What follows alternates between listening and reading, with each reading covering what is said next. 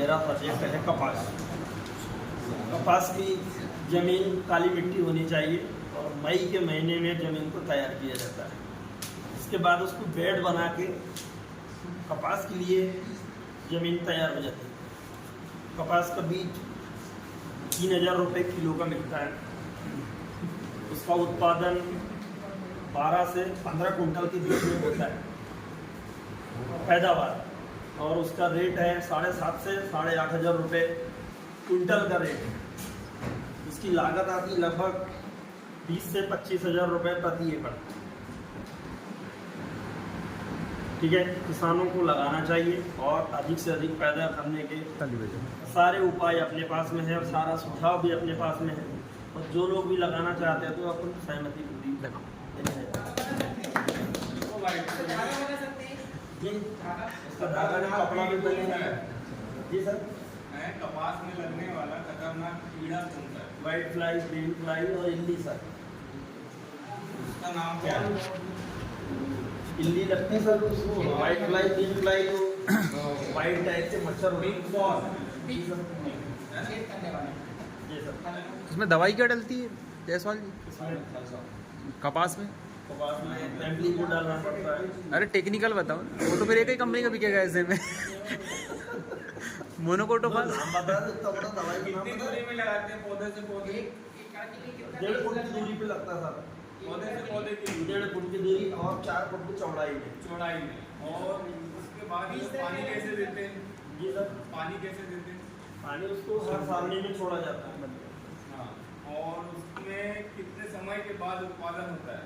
Sir 7 महीने की से 7.5 8 महीने समझ लीजिए, 7 से 8 महीने की फसल है सर।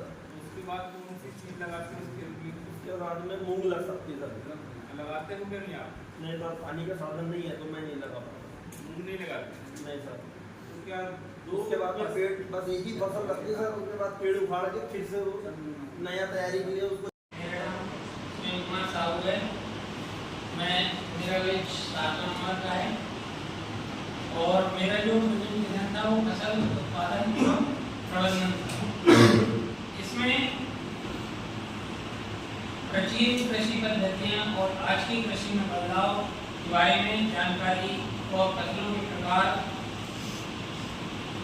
और परंपरागत आधारित प्रमुख नस्लें, उनकी पद्धतियाँ, किस प्रकार से पहले मिट्टी को तैयार किया जाता है, फिर उस पर प्राचीन काल में कौन कौन से यंत्रों के द्वारा खेती की जाती थी और आज के यंत्रों में किस प्रकार का बदलाव हुआ है, इस प्रकार की सभी जानकारियाँ इसमें दी हुई है। जैसे जब हम कृषि की पद्धतियाँ उसके बारे में जानते हैं तो मिट्टी तैयार करना, बुआई, खाद एवं उर्वरक देना, सिंचाई, खरपतवारों से सुरक्षा, कटाई और फिर भंडारण तक की संपूर्ण जानकारियाँ इस प्रोजेक्ट में दी गई हैं। जैसे प्राचीन काल में जो औजार हुआ करते थे जिनमें हल, कुदाली और क्या कहते हैं बहुत सारे प्राचीन यंत्र हुआ करते थे, उनकी जगह पर आज कल्टीवेटर, सीडल और विभिन्न आधुनिक कृषि यंत्रों का प्रयोग आज हमारी कृषि में करते हैं। अब इसके बहुत सारे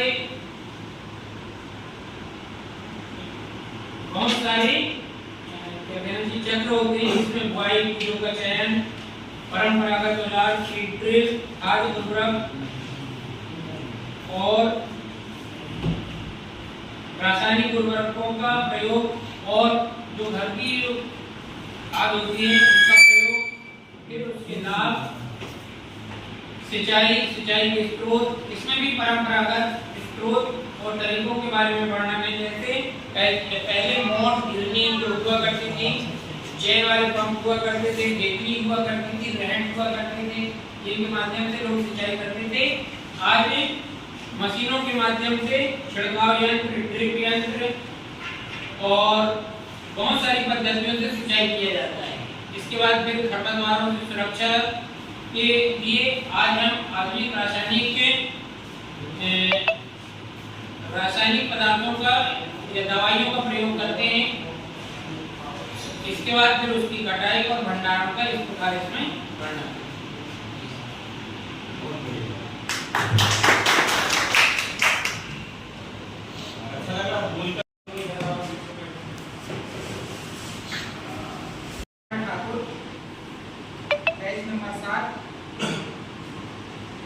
जिसका टाइटल है समेकित कृषि प्रणाली एवं वर्मी कंपोस्ट। इसके अंतर्गत खेती की एक ऐसी तकनीकी है जो कम भूमि वाले किसानों के लिए अति उपयोगी और लाभदायक साबित होती है। समेकित कृषि प्रणाली के अंतर्गत वो किसान एक जगह में अधिक से अधिक उत्पादन प्लस अधिक कम समय में अधिक तकनीकों का सहयोग लेके अपना जीवन यापन कर सकते हैं। जैसे समेकित कृषि प्रणाली के अंतर्गत जो आता है 2-2.5 एकड़ जमीन के बीचों बीच एक छोटा सा तालाब तैयार किया जाता है। उसमें उसकी बाउंड्री में फलदार वृक्ष और कुछ खाली जगह में सब्जी की खेती कर सकते हैं। इसके साथ मुर्गी पालन, पशुपालन, बकरी पालन, ये सब चीज़ों का जैसे तालाब के ऊपर एक सेट तैयार करके मुर्गी पालन किया जा सकता है। उसका जो वेस्ट मटेरियल निकलता है वह डायरेक्ट तालाब में गिरता है। तालाब से मछली उसका भोजन तैयार होता है। तो एक दूसरे के पूरक कह सकते हैं कि एक का उपयोग दूसरे का वेस्टेज इस तरीके से फार्मर अपनी आय को बढ़ा सकता है। और इसमें दिन प्रतिदिन फार्मर की आर्थिक स्थिति में अच्छा सुधार हो सकता है।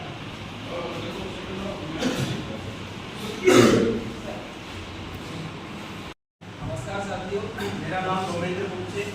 मेरा पेज 7वां नंबर का पेज है। मेरा प्रोजेक्ट है पशुपालन एवं प्रबंधन। इसके बारे में बताने जा रहा हूँ। भारत एक कृषि प्रधान देश है। भारत की लगभग 70 से 80% जनता कृषि पर निर्भर है और कृषि में पशुपालन का मुख्य योगदान है। पशुपालन के लाभ, पशुपालन से दुग्ध उत्पादन, गाय, भैंस, बकरी इत्यादि से दुग्ध उत्पादन होता है, जिससे हमारा डेयरी का संचालन होता है और किसान को अत्यंत आय आती है पशुपालन से। किसानों को कृषि कार्य करने में पशुपालन का योगदान है।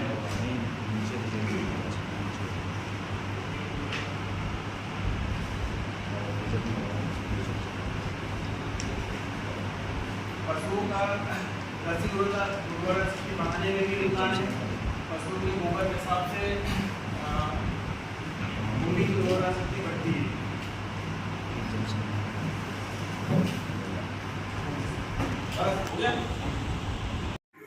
नमस्कार दोस्तों, मेरा नाम सत्येंद्र सिंह विश्वकर्मा है और मेरा प्रेजेंटेशन औषधि पौधा एलोवेरा पर है।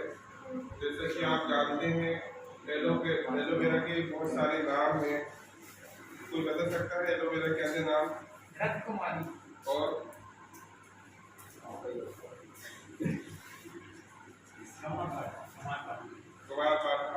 कुमारी भी बोलते हैं इसको, कन्या भी बोलते हैं। अलग अलग भाषाओं में इसके अलग अलग नाम है। मतलब जितनी भाषाएं हैं उसमें उतने ही नाम है।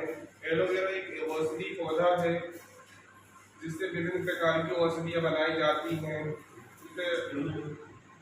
सबसे पहले हम इसकी फार्मिंग के बारे में बात करते हैं, नर्सरी के बारे में बात करते हैं। इसको खेतों में लगाने के लिए या तो हम इसमें बीजों का उपयोग करते हैं या फिर इसके जो कल्ले रहते हैं उनका भी हम उपयोग कर सकते हैं। उनकी कटाई करके हम लगा दें क्यारी बनाकर पर्याप्त दूरी पर, तो उसके द्वारा भी हम खेत तैयार कर सकते हैं। खेत तैयार करने के पहले हमें खेती में पर्याप्त मात्रा में गोबर खाद का उपयोग करना चाहिए। फिर उसके बाद में 2 से 2.5 महीने में हमारा पौधा तैयार हो जाता है। उसके बाद हम इसकी कटाई भी प्रारंभ कर सकते हैं। कटाई प्रारंभ करने के बाद में इससे विभिन्न प्रकार के उपयोग में लाया जा सकता है। जेल बनाया जा सकता है, दवाइयाँ बनाई जा सकती हैं, इसका काढ़ा बनाया जा सकता है और घर में भी हम बहुत सारे उपयोग करके खुद घर में बना के इससे औषधियाँ बना सकते हैं जो विभिन्न प्रकार की रोगों में हमें सहायता प्रदान करती है।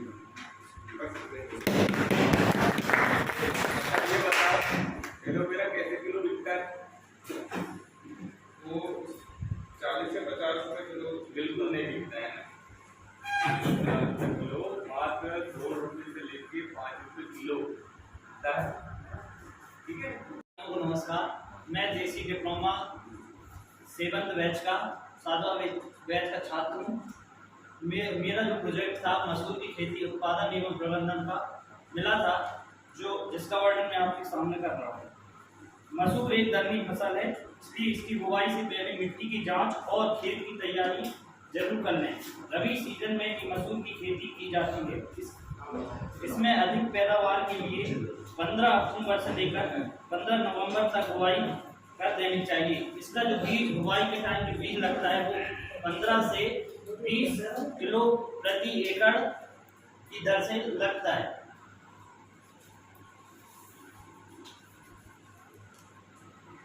इसकी मसूर जो औसत पैदावार लगभग 5 से 6 क्विंटल प्रति एकड़ होती है।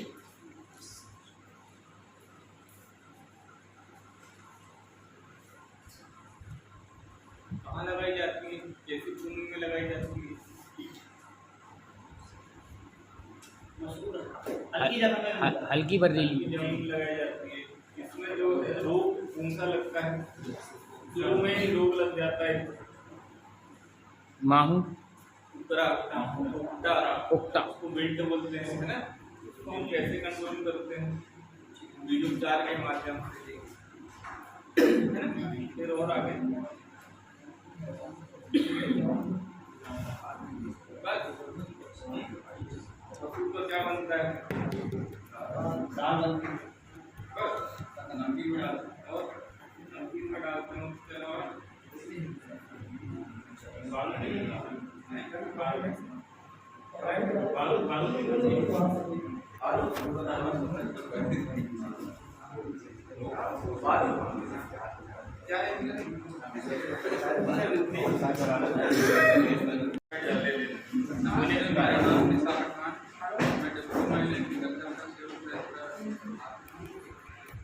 मक्का की वृद्धि का उत्पादन एवं 5 स्तंभ का प्रोजेक्ट किया गया। मक्का एक प्रमुख खाद्य फसल है जो अनाज की खेती में आता है। इसे भुट्टे की शक्ल में उगाया जाता है। भारत के अधिकांश मैदान गांवों से लेकर पहाड़ी क्षेत्र तक मक्का में उगाया जाता है। इसे सभी प्रकार की खेती में उगाया जा सकता है तथा दोमट मिट्टी मक्का की खेती के लिए बेहतर समझी जाती है। मक्का खरीफ ऋतु की फसल है, परंतु जहाँ सिंचाई के साधन है वहाँ रबी और खरीफ की अगेती फसल के रूप में ली जा सकती है। यह एक बहुउपयोगी फसल है। वह मनुष्य के साथ साथ पशुओं के आहार का प्रमुख अवयव है तथा औद्योगिक दृष्टिकोण से इसका महत्वपूर्ण स्थान है। जलवायु एवं भूमि। मक्का उष्ण एवं आर्द्र जलवायु की फसल है। इसके लिए जैसी भूमि जहाँ पानी का निकास अच्छा हो उपयुक्त होती है। खेत की तैयारी के लिए पहला पानी गिरने के बाद 2 माह में पटवनी करने के बाद अरे गाना नहीं गाना, भाई ऊपर सर करो, ऊपर सर करके बताओ क्या खेती है, क्या है ना? यदि गोबर की खाद का प्रयोग करना हो तो पूर्ण रूप से सड़ी हुई खाद अंतिम जुताई के समय जमीन में मिलाना। बुआई का समय खरीफ में जून से जुलाई तक, रबी में अक्टूबर से नवंबर तक, जायद में फरवरी से मार्च तक। बीज की मात्रा संकर जातियाँ 12 से 15 किलो हेक्टेयर हो जाती है। कम्पोजिट जातियाँ 15 से 20 किलो। हरे चारे के लिए 40 से 45 किलो हेक्टेयर। सभी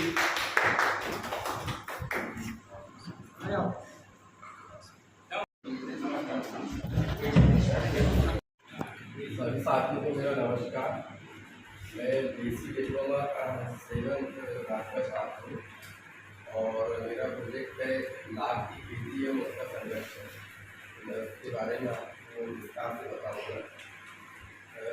लाख की खेती जैसे कि हम देखते हैं कि जो हम खेती करते हैं उसके साथ एक दूसरा आय का स्रोत माना जाता है। जो हम हमारे खेत से लगी बंजर भूमि या पेड़ों में पेड़ उगाकर प्राप्त कर सकते हैं। लाख केविना नामक का एक कीट है जिससे प्राप्त होता है, जो मुख्यतः पलाश के पौधे, बेर के पौधे और कुसुम के पौधों में पाया जाता है। और इससे जैसा लाभ देखा जाए तो जो लाभ प्राप्त होता है उससे चमड़ा, पॉलिश की चीज़ें और कुछ श्रृंगार के सामान और कुछ दवाइयों में प्रयोग भी किया जाता है। और जैसा कि देखा गया है, लाख के जो है पौधों को संरक्षण के लिए उनकी कटाई समय समय पर करना चाहिए और उनको खाद पानी समय पर दिया जाए तो उससे हमें एक खेती के साथ दूसरे रूप में आएगा, एक स्रोत का जरिया बन जाता है। और यह आप किसी भी खेती के साथ अपनी मूलों पे पेड़ लगाकर प्राप्त कर सकते हैं, जिससे आप अपने आय के स्रोत को बढ़ा सकते हैं।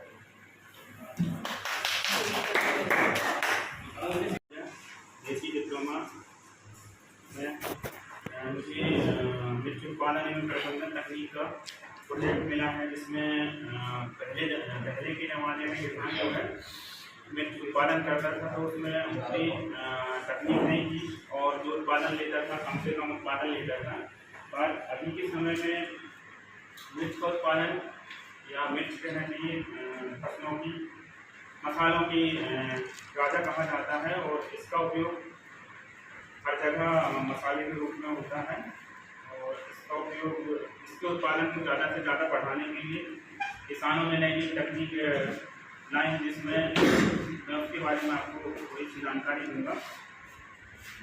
आज मैं मिर्च मसालों में उपयोग में लाए जाने वाला सबसे मिर्च भारत में उपयोग में लाया जाने वाला सबसे पहला मसाला है। जय श्री राम। पहले भी होता था पर कम मात्रा में होता था। अभी जलवायु और मृदा सबसे पहले मुख्य दो चीज़ें हैं। जलवायु के लिए इसमें जो अपनी मिट्टी है उसका pH मान 7 से 8 रहना चाहिए, तब अच्छा उत्पादन किसान ले सकता है और दे सकता है। और मिर्च उत्पादन के लिए ज़मीन ऐसी रहनी चाहिए जिसमें पानी ना भरे, समतल जमीन रहनी चाहिए और पानी की निकास की पर्याप्त व्यवस्था हो। उत्पादन में सबसे पहले किस्में देखा जाए तो किस्में अपने आप जो काशी विश्वनाथ जिनका अच्छा उत्पादन आता है और जो हाइब्रिड किस्में हैं उनमें एक सुनीली और फायर की आर्मर जो आती है उसका भी अच्छा उत्पादन है, इसका किसान चयन कर सकता है। दूसरा रहता है मिर्च की नर्सरी की तैयारी। नर्सरी की तैयारी के लिए वो या तो खुद नर्सरी बना सकता है या फिर आजकल जो है हाइब्रिड नर्सरी तैयार होकर भी मिल जाती है, उसका वो परचेज कर सकता है। नर्सरी बनाने के लिए उसको ज़मीन से उठी हुई नर्सरी बना सकता है। उसके लिए भूमि 2 से 3 सेंटीमीटर की ऊंचाई रखती है और उसमें अपनी नर्सरी तैयार करके उसका रोपण कर सकता है। रोपण करने के लिए मिर्च के लिए जो पौधे रहते हैं उसमें 2.5 ग्राम कार्बनडाजिम आता है और उसको मिला के और नर्सरी तैयार कर सकता है। और उस टाइम में नहीं करता है तो बाद में जो है उसको टीपी करने के समय में उसको उगा के लगा सकता है। मिर्च की जो मात्रा रहती है नर्सरी तैयार करने के पहले उसमें गोटी जो किस्म रहती है उसमें 500 ग्राम और हाइब्रिड किस्म 200 से 225 ग्राम बीज ले सकता है प्रति हेक्टेयर के हिसाब से। रोपाई के लिए किसान जो है मिर्च की रोपाई के लिए जून और अक्टूबर का जो महीना रहता है खरीफ के समय में वो ले सकता है और बरसात के समय में जून और जुलाई का समय बहुत अच्छा माना गया है। मिर्च की रोपाई होने के बाद उसके पोषक जो तत्व होते रहते हैं उसका प्रबंधन भी बहुत ज़रूरी है। इसके लिए किसान जो है 200 से 250 ग्राम गोबर की खाद सड़ी हुई जो अच्छी आती है, 50 क्विंटल वर्मी कंपोस्ट और 120 से 150 किलोग्राम फास्फोरस और 80 किलोग्राम पोटाश ले सकता है। मिर्च की फसल में कीट नियंत्रण या खरपतवार नियंत्रण के लिए आजकल जो है सबसे अच्छी व्यवस्था है मल्चिंग। मल्चिंग का उपयोग करके किसान अधिक से अधिक अपना समय और मिर्च का उत्पादन ले सकता है। इसमें 3-4 प्रकार के माइक्रोन की मल्चिंग आती है, जिसमें सबसे अच्छी 30 माइक्रोन, उसके ऊपर 25 और 21 माइक्रोन की मल्चिंग आप ले सकते हैं। मिर्च में फर्टिगेशन के लिए पर डे जो है उसका शेड्यूल आप तैयार कर सकते हो, जिसमें दिनों के हिसाब से आप 1 सप्ताह का शेड्यूल ले सकते हो। इसके लिए फर्स्ट में जब आपकी नर्सरी लगती है तो डेंचिंग करवा सकते हैं। डेंचिंग के लिए NPK और आपका ह्यूमिक एसिड, NPK 1 से 2 किलो, ह्यूमिक एसिड 100 ग्राम और इसका उसमें हम कैसे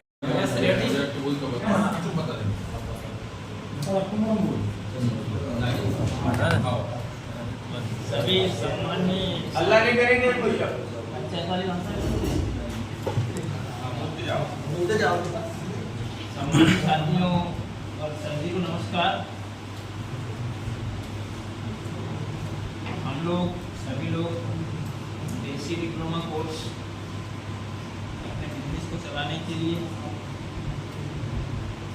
कर रहे हैं और लगभग कोर्स कंप्लीट होने के कगार पर है।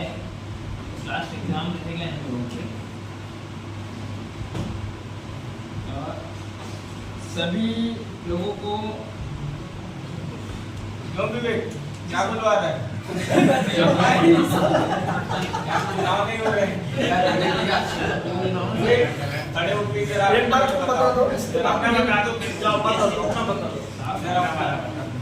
मेरा नाम रामरक्षा जायसवाल, सातवां बैच का छात्र हूँ मैं। मेरा सब्जेक्ट है कपास। कपास की जमीन काली मिट्टी होनी चाहिए और मई के महीने में जमीन को तैयार किया जाता है। इसके बाद उसको बेड बना के कपास के लिए जमीन तैयार हो जाती है।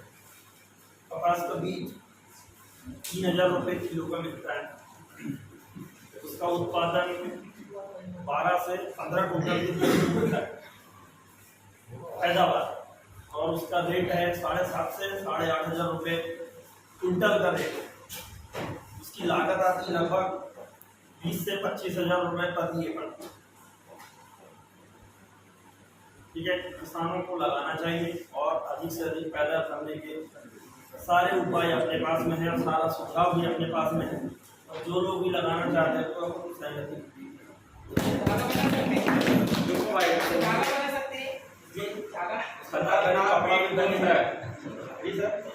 कपास में लगने वाला खतरनाक कीड़ा कौन सा है? व्हाइट फ्लाई, ग्रीन फ्लाई और इल्ली सर। उसका नाम क्या है? इल्ली लगते हैं सर उसको। व्हाइट फ्लाई, ग्रीन फ्लाई जो व्हाइट टाइप के मच्छर होते हैं दवाई क्या डलती है? कपास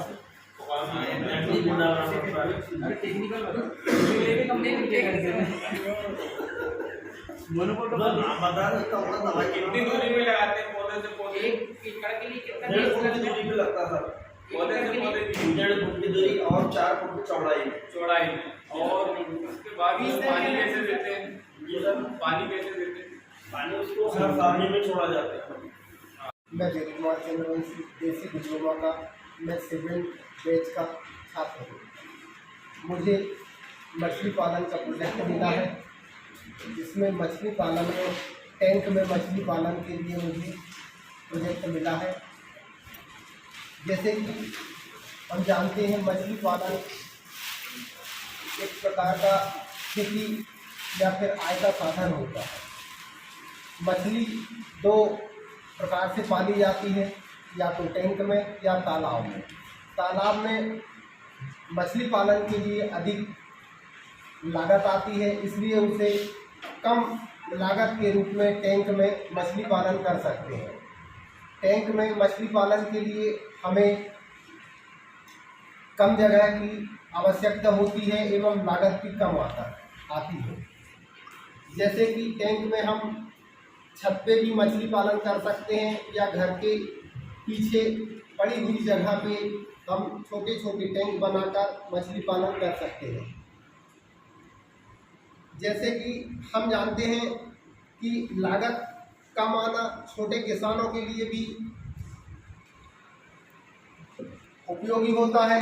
सभी किसान लागत नहीं लगा पाते, ज़्यादा तालाब में लागत आती है, इसलिए टैंक में मछली पालन सबसे ज़्यादा उत्तम और अधिक फायदेमंद होता है और लागत भी कम आती है। टैंक में मछली पालन के लिए हमें बायोफ्लॉक पद्धति का उपयोग किया जाता है। बायोफ्लॉक पद्धति में प्लास्टिक के टैंक, सीमेंट के टैंक ये बनाकर तैयार कर सकते हैं।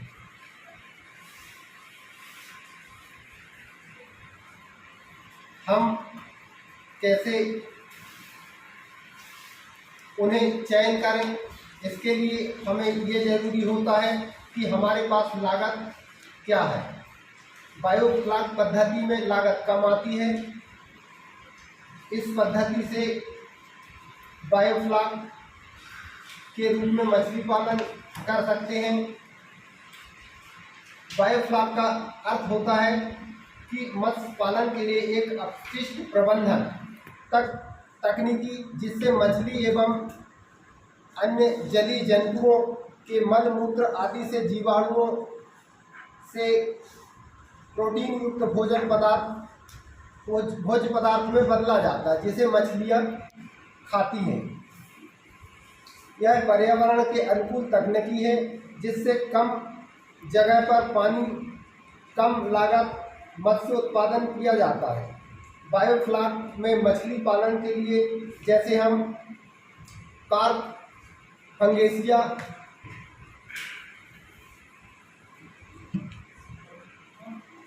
देखो कौन सी मछली जो है 3 प्रकार की रहती है जिनको हम अलग अलग स्तर में पालते हैं, है ना।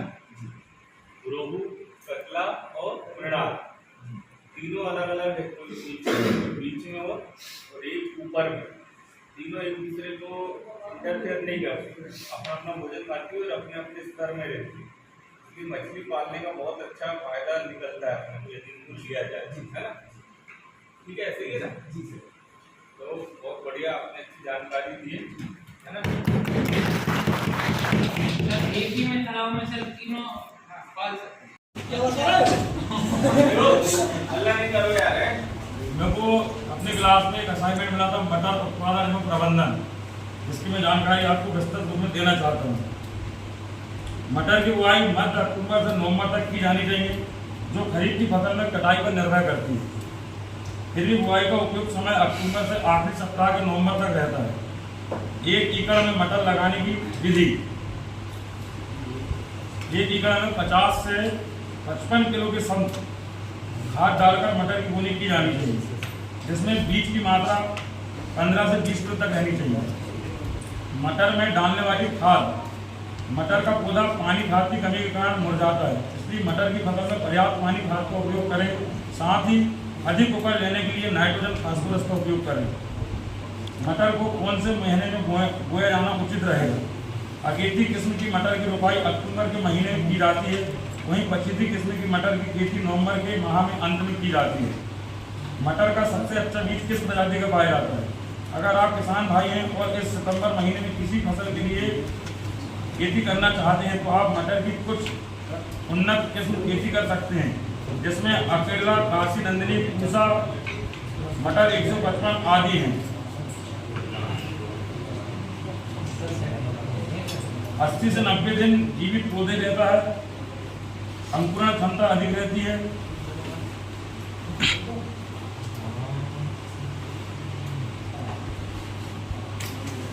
सुनो भाई, अब इनसे प्रश्न किया जाए कि मटर के कितनी बीज लगती है?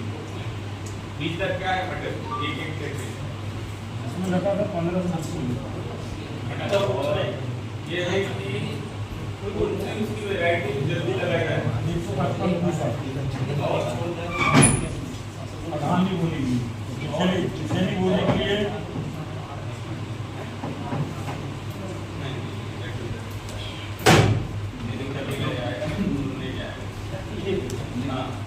और जैसे कि मध्यवर्ती की तो 60 किलो प्रति है। और कौन सी वैरायटी देसी वाली जो आसानी से मिल जाती है?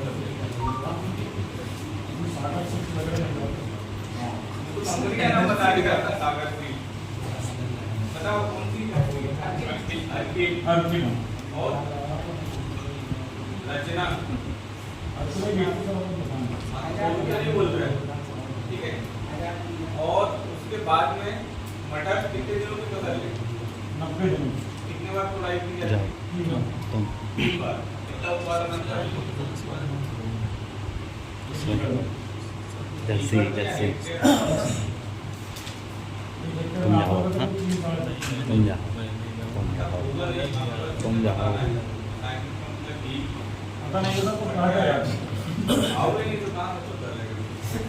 ठीक है चलो बैठ। और मेरा प्रोजेक्ट जैविक खेती ऑर्गेनिक फार्मिंग से प्रबंधन में था। नाम कंफर्म नहीं होने से जैविक खेती ऑर्गेनिक कृषि की बहुविधता को पूरक एवं सांकेतिक कीटनाशक के प्रयोग का रासायनिक तथा जो भूमि की उर्वरक शक्ति को बचाए रखने के लिए फसल चक्र तरीका कंपोस्ट आदि का प्रयोग करती है। सन 1990 के बाद से विश्व में जैविक उत्पादन का बाजार आज काफी बढ़ा है। जैविक खेती की तकनीक सॉइल मैनेजमेंट, खरपतवार प्रबंधन, फसल विविधता, खेती में रासायनिक बात नहीं करिए। सॉइल मैनेजमेंट, मृदा प्रबंधन भारत में जैविक खेती की प्राथमिक तकनीक है। खेती के बाद मिट्टी अपने पोषक तत्वों को खो देती है और इसकी खाद कम हो जाती है। वह प्रक्रिया जिसमें मिट्टी सभी आवश्यक पोषक तत्वों से भर जाती है। जैविक खेती से होने वाले लाभ, ऑर्गेनिक फार्मिंग, कृषकों की दृष्टि से लाभ, भूमि की उपजाऊ क्षमता में वृद्धि हो जाती है, सिंचाई अंतराल में वृद्धि हो जाती है, रासायनिक खाद पर निर्भरता कम होने से लागत में कमी आती है, फसलों की उत्पादकता में हो गया वो ज़्यादा बता दी। एक प्रमुख खाद्य फसल है जो मोटे अनाज की श्रेणी में आता है, वो इसे भुट्टे के रूप में खाया जाता है। यह मुख्यतः खरीफ की फसल है, लेकिन जहाँ पे पानी की व्यवस्था रहती है वहाँ रबी के सीजन में भी इसका उपयोग किया जाता है। चपाती के रूप में भुट्टे को सेक कर आदि रूपों में इसे खाया जाता है। मेरा नाम कुबैर खान और मैं देसी डिप्लोमा बैच 7 का स्टूडेंट हूँ। मुझे यहाँ पर एक प्रोजेक्ट मिला था प्राकृतिक खेती के बारे में, तो मैं उसी के बारे में आपको कुछ बताता हूँ।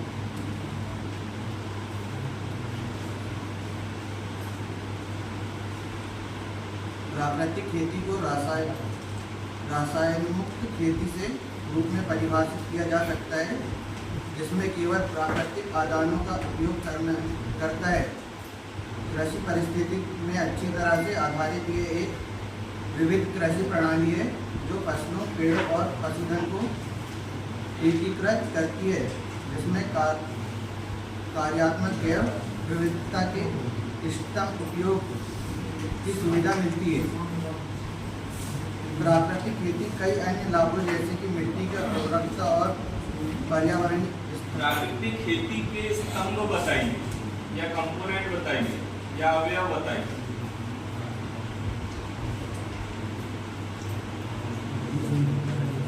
अरे दीपा है वही बता रहा हूँ। प्राकृतिक खेती बिना बताओ। पढ़ाई करके नहीं आया, क्यों नहीं आया? और सर जी को भी नमस्कार। मेरा नाम आयुष बघेल है। मुझे बायोडायनेमिक खेती का प्रोजेक्ट मिला था असाइनमेंट, तो इसके बारे में कुछ बताना चाहूँगा। बायोडायनेमिक खेती एक ऐसी विधि है जो जैविक खेती के समान है। इसमें प्राकृतिक शक्तियाँ शामिल हैं और इसमें किसान उत्पादित फसलों का अन्य उत्पाद अच्छा उत्पादन प्राप्त करता है और मिट्टी की उर्वरक शक्ति को लेकर सचेत है और जो फसलों को स्वस्थ रखने के लिए बड़ी संख्या में उर्वरकों के उपयोग के कारण हो रही मिट्टी की उर्वरता बनाए रखने और उन्हें नष्ट होने से बचाने के लिए बायोडायनेमिक खेती की जा रही है। शुरुआत की है अपने यहाँ। पौधों को मिट्टी से पोषक तत्वों का अधिकतम उपयोग होता है और बायोडायनेमिक प्रणाली में प्रत्येक जीव को विभाजित करने की बजाय पूरे खेत में एक इकाई का एक जीव के रूप में माना जाता है। खेत को संसार की पूर्ण इकाई माना जाता है। अब बायोडायनेमिक खेती की विशेषताएँ हैं कुछ। इसकी विशेषताएँ हैं कि मिट्टी की उर्वरता को बनाए रखता है और मानव जाति और पारिस्थितियों के बीच का सामंजस्य इन दोनों नष्ट हो रहा है और बायोडायनेमिक जो है इस बिंदु पर ध्यान केंद्रित करता है और खेती के लिए जमीन पाने के लिए बायोडायनेमिक कभी भी जंगलों का विनाश नहीं होने देता और बायोडायनेमिक पौधों और जानवरों के आवास और विविधता को बनाए रखने का प्रयास करता है और फसलों का विविधीकरण बायोडायनेमिक खेती का मुख्य कारक है। कुछ कारक जैसे कि खेत में प्रकाश के प्रवेश की सीमा बायोडायनेमिक किसानों को प्राकृतिक रूप से कीटों को नियंत्रित करती है और बायोडायनेमिक खेती के कुछ सिद्धांत हैं जो इस प्रकार हैं। फसल विविधीकरण एक ऐसी प्रणाली है जो पौधों को स्वस्थ रखती है और इस विधि में विभिन्न पौधे जो होते हैं मिट्टी में उगते हैं जो उपजाऊ या खेती के योग्य नहीं होते। जब फसलें एक ही भूमि में मिल जाएंगी तो एक दूसरे का समर्थन करेंगी। यदि एक पौधा मिट्टी से पोषक तत्व छीन लेता है जिससे कमी हो जाती है तो दूसरा पौधा मिट्टी को आवश्यक पोषक तत्व देगा। फसल चक्र खेती की पारंपरिक पद्धति में मुख्य रूप से एक ऐसी फसल पर ध्यान केंद्रित किया जाएगा और उसे उगाया जाएगा। पशुपालन खेती में पशुधन की भागीदारी भी बायोडायनेमिक खेती का मुख्य सिद्धांत है। खेती में पशुधन की शुरुआत के माध्यम से फसलों और जानवरों का एकीकरण होगा जो खेत के वातावरण से किसी भी इनपुट के उपयोग को कम करने में एक दूसरे की मदद करेगा। अब बायोडायनेमिक खाद तैयार करने की कुछ मूल विधियाँ हैं। बायोडायनेमिक खाद का ढेर ऐसी जगह पर बनाना चाहिए जो समतल भूमि हो या सूखी हो और स्थल जो हो छाया वाला होना चाहिए। पेड़ों और पानी जमा करने वाली चीज़ों से दूर रहना चाहिए।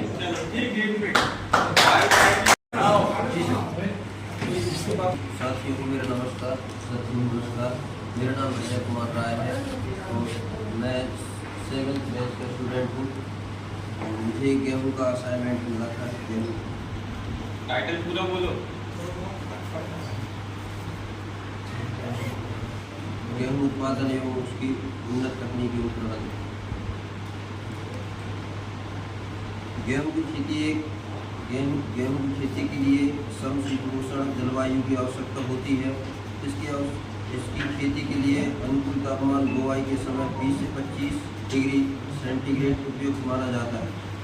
गेहूँ की खेती मुख्यतः सिंचाई पर आधारित होती है। गेहूँ की खेती के लिए दोमट भूमि सर्वोत्तम मानी जाती है, लेकिन इसकी खेती बलुई दोमट, भारी दोमट, मटियार तथा मारका कांवड़ भूमि में होती है।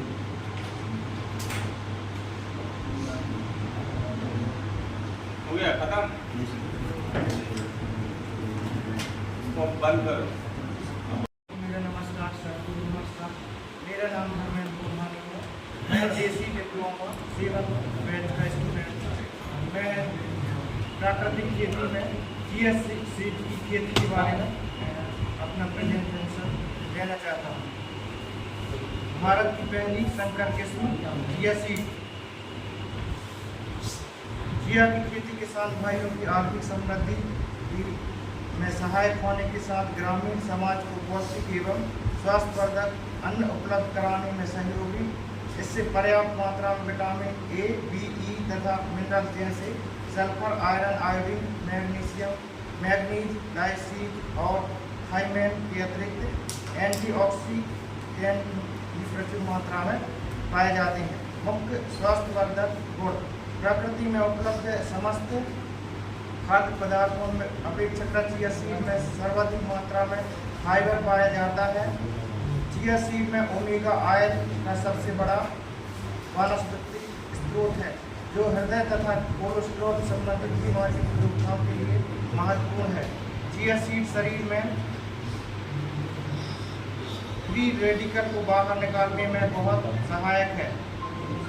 फ्री रेडिकल का सीधा संबंध हृदय रोग एवं कैंसर से है, जो कि बढ़ती उम्र की आम बीमारियों के साथ साथ पुरानी बीमारियों को खत्म करता है। इसका उपयोग याददाश्त, मेमोरी पावर के विकास के सहायक है। चिया सीड में कैल्शियम तथा आवश्यक मिनरल तथा manganese, phosphorus, selenium, magnesium, copper, iron प्रचुर मात्रा में पाया जाता है। शरीर की RBC एवं DNA के निर्माण में सहायक है। साधारण नाम इसका चिया सीड है। वानस्पतिक नाम साल्विना हिस्पानिका है। उन्नत किस्में इसकी है black panther, white chia seed, black chia seed एवं ब्राउन चिया सीड। परिचय इसमें उपलब्ध लिनोलेनिक एसिड तथा लिनोलोनिक एसिड के कारण इसमें उपयोग से शरीर में ऑक्सीजन की ग्राहक बढ़ जाती है। इसका उपयोग से मानव शरीर में रोग प्रतिरोधक क्षमता में वृद्धि होती तथा टॉक्सिन को बाहर करता है। इसका उपयोग हृदय रोग और कैंसर रोग में है। इसमें इसकी खेती में जलवायु कैसी रहना चाहिए? जलवायु और मिट्टी। चिया एक फोटो सेंसिटिव पौधा है। चिया सीड को रबी व खरीफ दोनों ही सीजन में आसानी से बो सकते हैं, खेती की जा सकती है। यह उष्ण और समशीतोष्ण जलवायु में अच्छी तरह पनपता है। रेतीली, बलुई मिट्टी, दोमट मटियार भूमि इसमें उपयुक्त मानी जाती है। प्रवर्धन बीज सीधी बुआई शेड्यूल से कर सकते हैं। बुआई का समय खरीफ में जून जुलाई, रबी में अक्टूबर से 15 दिसंबर तक। खेती की तैयारी एक जुताई रोटावेटर करके और खेत समतल करना चाहिए। फसल की बुआई करते समय खेत में पर्याप्त नमी होना चाहिए। पौधे की अवधि 120 से 130 दिन है। फसल की लाइन से लाइन 14 इंच और पौधे में दूरी 6 इंच है। सिंचाई इसमें एक सिंचाई और रबी में 3 से 4 सिंचाई की आवश्यकता होती है। इसमें खरपतवार मतलब कोई मतलब बकरी वगैरह या कोई भी जानवर इसको नहीं खाता है और इसमें कोई रोग लगने की संभावना नहीं रहती है। चिया सीड की कटाई 4 माह में होती है और इसका उपज 4 से 10 कुंटल है और इसका बाजार भाव 15,000 कुंटल से 50,000 रुपये प्रति कुंटल है। तो चिया सीड को किसान अपनाएं और अधिक पैदावार पाएं। बहुत बहुत धन्यवाद। मेरा नमस्कार। मैं देसी डिप्लोमा। अरे सबसे पहले अपना नाम तो बता दो भाई। बुलानी देसी डिप्लोमा 7th बैच का स्टूडेंट हूँ। फसलों की सॉर्टिंग एवं ग्रेडिंग मशीनीकरण द्वारा प्रोजेक्ट बनाना। फसल ग्रेडिंग क्या है? ग्रेड अनाज की अंतिम उपयोग गुणवत्ता से संबंधित होती है, जिसका अर्थ है कि ग्रेड से इस बात से संबंधित होते हैं अनाज की विशेषता संस्करण द्वारा प्रदर्शन को कैसे प्रभावित करते हैं। उदाहरण के लिए मिलिंग के द्वारा कितना आटा उत्पन्न होता है या अंतिम उत्पाद की गुणवत्ता। उदाहरण के लिए पके हुए पास्ते की बनावट। जैसे गेहूँ की ग्रेडिंग क्या है? ये ग्रेड परीक्षण वजन जैसी विशेषताओं पर आधारित है और इसमें क्षतिग्रस्त गुठली, विदेशी सामग्री, सूखी हुई और टूटी हुई गुठली और विपरीत वर्गों के गेहूँ की सीमाएं शामिल। ग्रेन क्लीनिंग ग्रेडिंग मशीन से गेहूँ, सरसों व दलहन भी किए जा सकते हैं। अब किसानों को उपज की सफाई के लिए ठोकरें नहीं खानी होगी। इस कार्य के लिए ग्रेन क्लीनिंग ग्रेडिंग मशीन है। मशीन शुरू होने के बाद काश्तकार अपने अनाज की सफाई करवा सकते हैं, जिससे किसानों को आर्थिक लाभ मिलेगा। इस मशीन की लागत 20 लाख रुपये समथिंग। केंद्र सरकार की ई-नाम योजना के तहत देश की सभी कृषि उपज मंडियों को ग्रेन क्लीनिंग ग्रेडिंग मशीन उपलब्ध करा रही है। मशीन आने से काश्तकारों को लाभ होगा और मशीन के जरिए अपने अनाज की सफाई मंडी परिसरों में भी करवा सकती है। फसल की सफाई होने से किसानों को अपनी उपज का सही दाम मिल सकेगा। मशीन की है खासियत, ग्रेडिंग मशीन में सरसों, गेहूँ और दलहन भी साफ किए जा सकते हैं। इसमें 4 खाने होंगे, जिसमें एक से बहु, दूसरे से डंठल और तीसरे से क्लीन अनाज प्राप्त होगा। वहीं चौथे एवं अतिरिक्त खाने से अनाज डाला जाता है। खेतों में लगे थ्रेशर से अनाज में मिट्टी, कंकड़ के अलावा फसल का कचरा चला जाता है, लेकिन अब इसे निजात मिल सकती है। गेहूँ साफ करने का देसी जुगाड़। स्टूल में 4 छेद हैं, जिसमें से 3 टेप की मदद से बंद कर दिया गया है। इसी तरह स्टूल के अंदर गेहूँ भराया गया है। जब कूलर चलता है तो स्टूल भी वाइब्रेट होता है और गेहूँ धीरे धीरे नीचे गिरने लगता है। इस तरह कूलर पंखे की हवा से उसमें मौजूद कचरा उड़कर साफ हो जाता है। अनाज ग्रेडिंग क्या होता है?